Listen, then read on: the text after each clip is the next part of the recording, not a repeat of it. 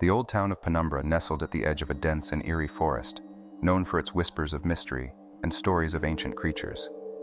Among its curious landmarks stood the foreboding Hotel Penumbra, a majestic yet desolate place, veiled in the shroud of secrets. The hotel had seen better days, but its history was steeped in darkness and rich with haunting tales. On a cold and moonless night, when the darkness engulfed the town, a fog rolled in from the woods, blanketing the hotel in an impenetrable mist. It was amidst this chilling atmosphere that a horse-drawn carriage trundled its way to the hotel's entrance. The driver, dressed in a cloak that concealed most of his face, guided the horses with an air of solemnity. The door to the carriage opened, and a family emerged, the Karstens. The hotel staff, peering from behind the curtains, felt a sudden and inexplicable fear creeping into their hearts. The Karstens were unlike any guests the hotel had seen before, shrouded in an aura of enigma that sent shivers down the spines of those who dared to observe. Mr. Silas Karsten, the patriarch, was a tall, thin man, with piercing eyes that seemed to see beyond the surface of reality. His wife, Lady Isabella Karsten, was an elegant and graceful woman, her beauty as timeless as the night. Accompanying them was their young daughter, Abigail, whose pale skin and ethereal presence made her look like she belonged to another realm. As the family approached the reception, the hotel's owner, Mr. Abraham Blackwood, a portly man with a nervous disposition, greeted them with an uneasy smile. Mr. Blackwood prided himself on his ability to make guests feel welcome, but the Karstens were different. They invoked a sense of dread he couldn't quite comprehend. "Welcome to Hotel Penumbra," Mr. Blackwood stammered, trying to maintain his composure. "We're honored to have such esteemed guests. How may I be of service?" Silas Karsten's voice was as chilling as the night air when he spoke. "We require accommodations for an indefinite period. Our travels brought us here, seeking a place of solitude and quietude." Mr. Blackwood nodded, making a show of jotting down their details in the guest registry. He noticed Lady Isabella's delicate fingers, adorned with antique rings that appeared to be of historical significance. "We have just the room for you, the finest suite in the hotel," Mr. Blackwood said, trying to put on a brave face. The Karstens' arrival brought an unnerving energy to the hotel, as if an ancient malevolence had stirred from its slumber. The other guests could sense the shift in atmosphere and found themselves locked in their rooms, avoiding any encounters with the mysterious newcomers. As the days turned to nights, the hotel staff grew increasingly apprehensive. Strange occurrences began to unfold in the dark corners of the hotel, faint whispers in the halls, doors creaking open by themselves, and the lingering scent of iron in the air. Mr. Blackwood's anxiety mounted, and he decided to conduct some discreet research on his peculiar guests. He delved into old archives and books that hinted at the existence of supernatural beings, including vampires. The more he read, the more he found eerie parallels between the legends and the Karstens' uncanny behavior. On a stormy night, curiosity and fear drove Mr. Blackwood to the Karstens' suite. As he approached the door, he heard hushed conversations, like the rustling of leaves in a graveyard. The door seemed to creak open of its own accord, revealing an opulent room dimly lit by candles. Inside, the family sat gracefully, their eyes gleaming in the flickering light. They seemed to have been expecting him. "Mr. Blackwood, how kind of you to visit," Silas greeted with a smile that held a hint of something sinister. Unable to resist the urge to confront his suspicions, Mr. Blackwood asked directly, "Are you vampires?" A moment of silence hung heavy in the air before Lady Isabella spoke, her voice laced with a mysterious charm. "Oh, stories of vampires have haunted the human imagination for centuries, haven't they? We are merely travelers seeking solace in the night." Mr. Blackwood's heart pounded in his chest as he felt a mixture of terror and fascination. "Why choose this hotel?" he inquired, trying to sound composed. Abigail, the young daughter, looked up at him, her eyes holding an ancient wisdom beyond her years. "We are drawn to places of old, places that resonate with the echoes of time," she said cryptically. The encounter left Mr. Blackwood even more unsettled, and he hurried back to his quarters. He couldn't escape the feeling that the Karstens were not just guests, but something far more sinister, something not of this world. As the days wore on, the hotel's guests began to disappear mysteriously. Whispers in the town spoke of strange marks on their necks, and the fear of the night grew even stronger. The hotel, once a place of warmth and comfort, had become a haunting ground for a darkness that refused to be contained. As the Karsten family settled into their place within the hotel, a growing unease settled upon the once bustling halls of Hotel Penumbra. The echoes of whispered secrets seemed to linger in the air, and the staff found themselves avoiding the Karstens' presence whenever possible. Mr. Abraham Blackwood, consumed by a gnawing curiosity and mounting concern, began to closely observe the strange and unsettling events that had started to unfold. The disappearance of guests became more frequent, each vanishing without a trace. Their rooms were often found abandoned, the beds neatly made, but a feeling of desolation lingering in the air. The town of Penumbra buzzed with fearful speculation, and rumors of the Karstens' involvement grew like wildfire. The townspeople locked their doors at night, their windows adorned with protective charms, all in an attempt to ward off the encroaching darkness. Within the walls of the hotel, Mr. Blackwood meticulously combed through the evidence, determined to decipher the enigma that was the Karsten family. One day, as he examined the room of a missing guest, his eyes fell upon a sinister sight. Stains of blood, faint yet undeniable, marred the otherwise pristine linens. A shiver raced down Mr. Blackwood's spine as he contemplated the implications. His thoughts turned to the stories he had read about creatures of the night, their insatiable thirst for blood driving them to unspeakable acts. Could it be possible? Were the Karstens vampires? Unable to ignore his suspicions any longer, Mr. Blackwood resolved to confront the family once more. He found them gathered in the dimly lit parlor, an air of elegance and mystery surrounding them. Silas Karsten looked up from his book, his eyes meeting Mr. Blackwood's gaze with an intensity that sent a chill through his veins. "Mr. Blackwood, what brings you here on this fine evening?" Silas inquired, his voice carrying an undertone of amusement. "I must discuss a matter of great importance," Mr. Blackwood replied, his voice quivering only slightly. "There have been disturbing occurrences in the hotel. Guests disappearing, bloodstains found in their rooms. I must know if you are involved." Lady Isabella's lips curved into a sly smile, her eyes dancing with an unsettling gleam. "Oh, the tales that weave through this town are truly fascinating, are they not? But do not be so quick to attribute such horrors to our doorstep, Mr. Blackwood.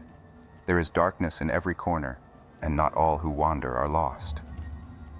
Abigail, her porcelain features bathed in the soft glow of candlelight, added softly, "Appearances can be deceiving, and reality is often veiled by layers of perception." Mr. Blackwood's resolve wavered as he tried to make sense of their cryptic responses. It was as if they were toying with him, dancing on the edge of revealing a truth too terrifying to comprehend. Days turned into nights, and the tension in the hotel grew thicker with each passing moment.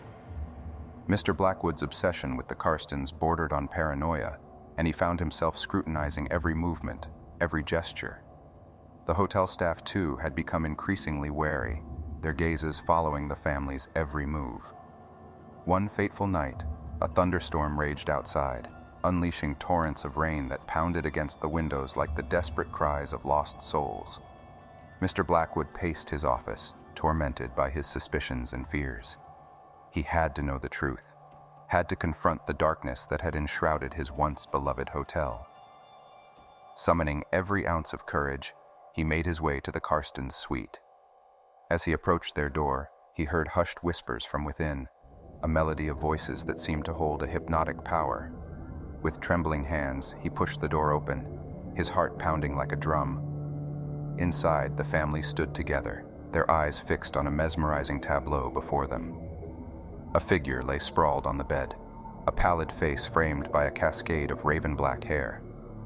The figure's eyes, vacant yet haunting, seemed to pierce through Mr. Blackwood's very soul. Silas turned to face Mr. Blackwood, his expression a mixture of amusement and something far more sinister. "Ah, Mr. Blackwood, how opportune that you join us. Allow me to introduce you to our dear friend Amelia. She has graciously offered to join us in our search for eternity." Amelia's lifeless form bore the telltale signs of the night. Her neck marred by twin puncture wounds, her lifeblood drained. A mixture of revulsion and terror gripped Mr. Blackwood as he realized the horrifying truth. The Karstens were indeed vampires, creatures of the night who thrived on the blood of the living. As the realization dawned upon him, Mr. Blackwood's world began to unravel. The sinister puzzle pieces fell into place, revealing a tapestry of darkness that extended far beyond his comprehension. The Karstens' arrival had heralded a new era of terror for Hotel Penumbra, a realm where the boundaries between reality and nightmare blurred into oblivion. As the truth of the Karsten family's vampiric nature unraveled before him, Mr. Abraham Blackwood found himself ensnared in a web of terror from which there seemed no escape. The haunting knowledge that he harbored creatures of the night within the walls of Hotel Penumbra weighed heavily on his conscience. Yet, seeking help from the outside world proved to be a challenge, as the fear of being labeled mad or hysterical gnawed at his resolve. Determined to protect both his guests and the town of Penumbra, Mr. Blackwood sought counsel from an old friend, Dr. Nathaniel Hawthorne, a reclusive scholar with a deep fascination for the occult. As the thunder roared in the distance, the two men huddled in Mr. Blackwood's office, surrounded by ancient books and dusty manuscripts that spoke of things beyond the realm of mortals. Dr. Hawthorne listened intently to Mr. Blackwood's account of the strange events that had unfolded since the Karstens' arrival. The tales of disappearing guests and the blood-stained rooms seemed to pique the scholar's interest, rather than dismiss them as mere superstition. "You have stumbled upon something extraordinary, my dear friend," Dr. Hawthorne said, his eyes ablaze with intellectual curiosity. "The legends of vampires have echoed through history, steeped in mystery and fear. To witness such creatures with your own eyes is an opportunity that few have known. But what can we do?